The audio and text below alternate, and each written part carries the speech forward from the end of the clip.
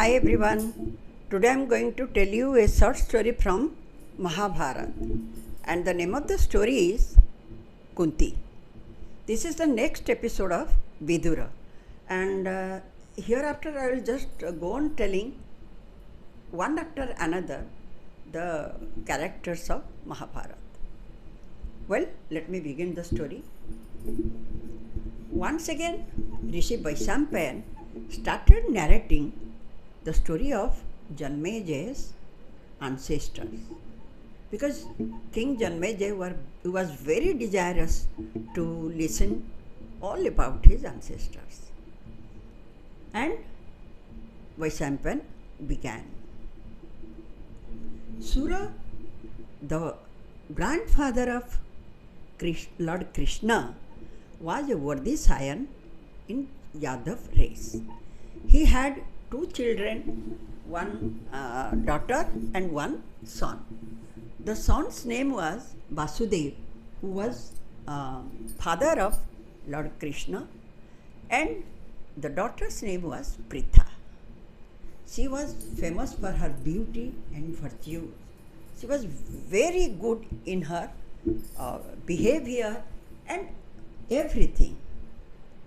Surasen had a cousin whose name was Kuntabhoja, but he was childless.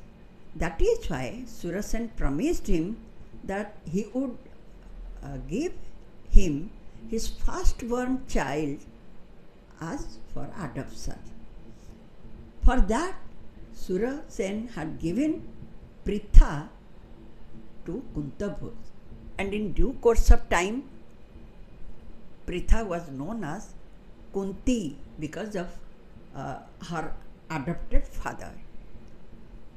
And Kunti was always very sincere to her parents' words, and she devoted her time whatever her parents wished. All the rishis and some ascetics, they were visiting to Kuntabhoja's house. Once Rishi Durbasha, the famous short-tempered Rishi, he was famous for his short temper, visited to Kuntabhoja's house. When Kuntabhoja was busy, he asked his daughter Kunti to take care of Durbasha Rishi. That is why Kunti, with her heart and full attention and care and devotion, she served for Rishi Durbasha for years together.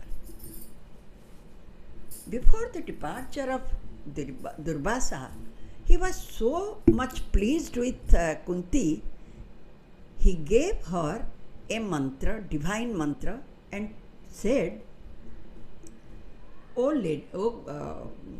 beautiful lady, if you call upon to any god chanting this mantra, divine mantra, then he will manifest to you and will bless you with a son exactly like him only, as brilliant as him only.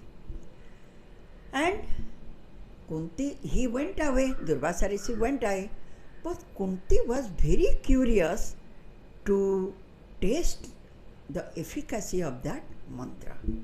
At that time, she looked at the sky and saw the radiant, beautiful, dazzling sun.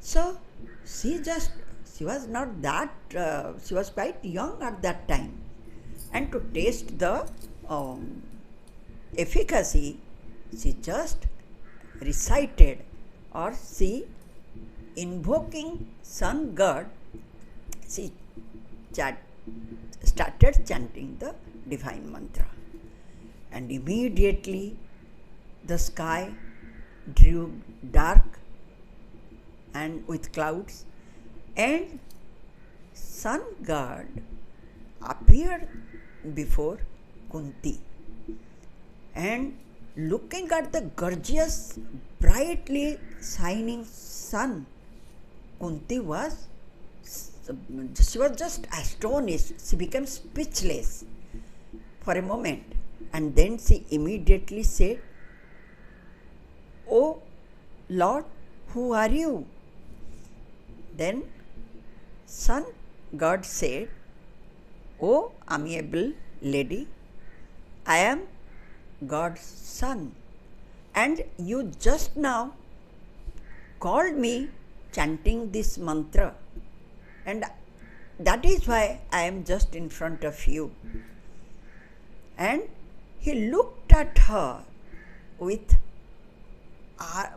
very with full of admiration, and Kunti was very much scared.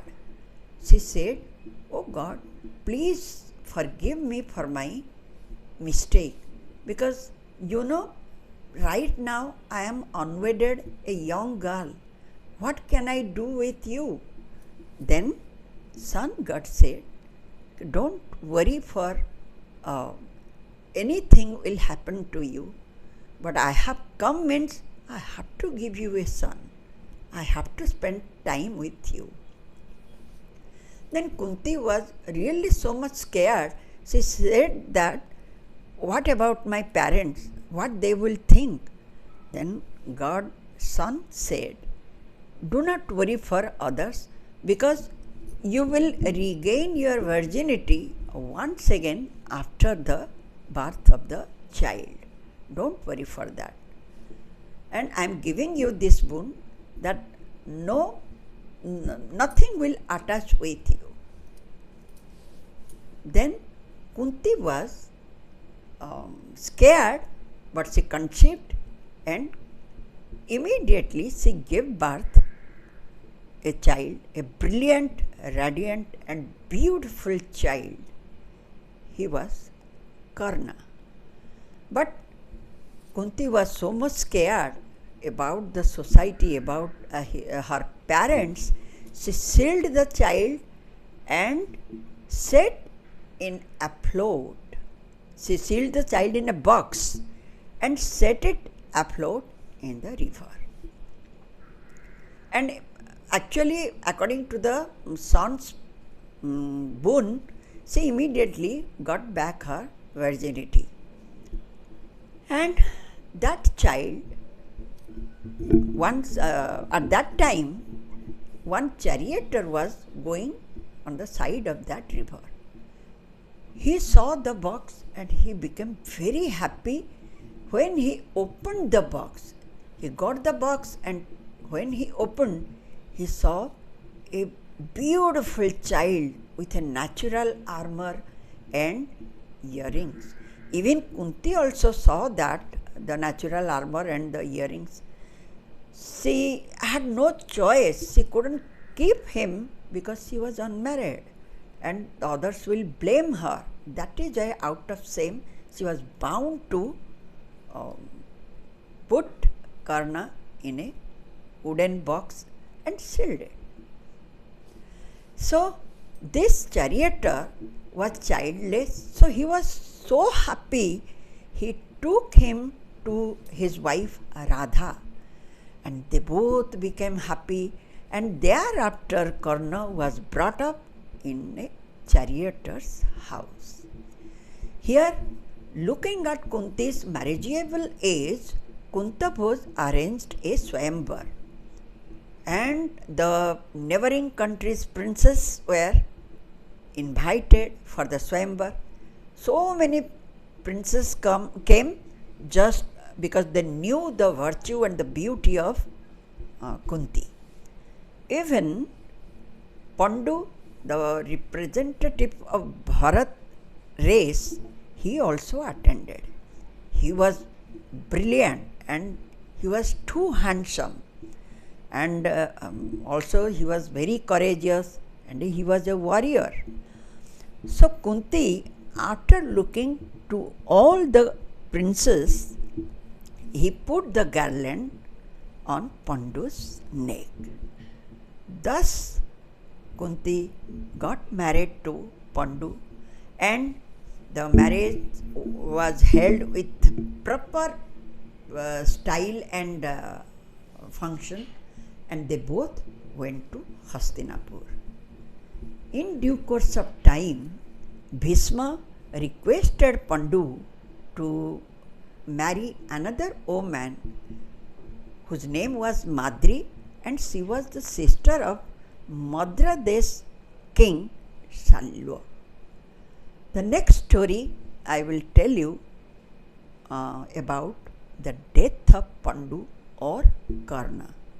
Thank you so much for listening the story, and kindly I do request you, please give me some feedback if you like Mahabharata or not.